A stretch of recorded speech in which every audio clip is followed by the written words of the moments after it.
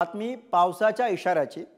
बंगालच्या उपसागरामधील चक्रीवादळ 23 ते 27 मे दरम्यान महाराष्ट्रामध्ये धडकण्याची शक्यता वर्तवण्यात आलेली आहे।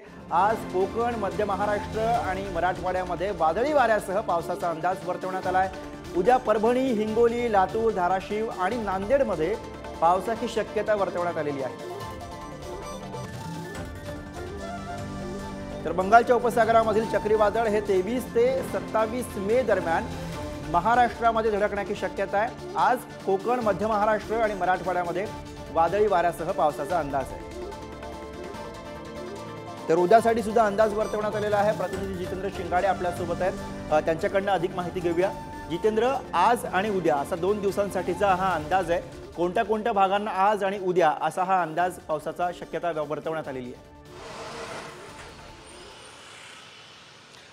गुरु, मे महिन्याचे 20 दिवस उलटून गेलेले आहेत आणि आता मे महिना संपण्यासाठी अवघे 10 दिवस शिल्लक राहिलेले आहेत। मात्र गेल्या ह्या संपूर्ण मे महिन्यात आपण पाहिलेले आहे की राज्यातील विविध भागांमध्ये अवकाळी पाऊस, वादळी वारे आणि कुठे गारपिटीनेही हजेरी दिलेली आहे।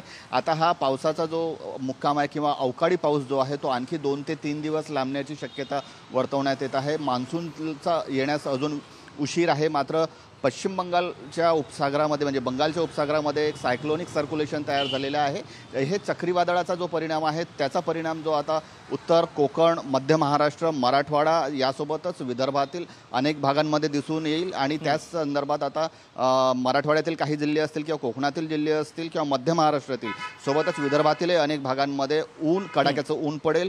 मध्येच वादळ आणि वाऱ्यासह अवकाळी पावसाची शक्यता त्यामुळे उकाड्यापासून काहींना दिलासा, तर शेतकऱ्यांची चिंता वाढवणारा असा पाऊस असू शकतो। धन्यवाद या सगळ्या सविस्तर माहिती।